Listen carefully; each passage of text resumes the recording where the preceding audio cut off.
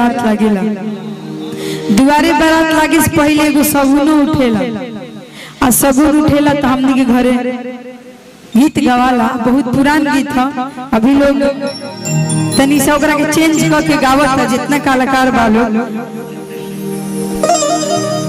कि यारी यारी सगुनी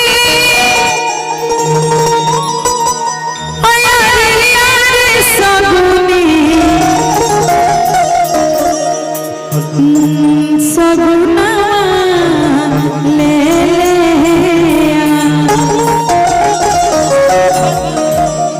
हेलो कि यारी यारी सगुनी यारी यारी सगुनी यारी यारी सगुनी यारी यारी सगुनी सगुना ले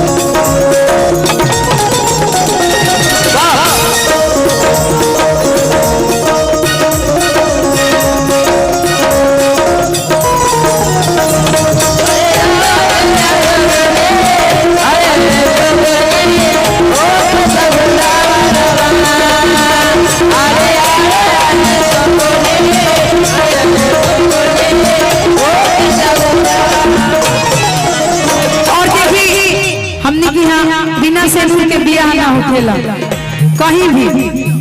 तो देखिए कौना भाव में कहता लोग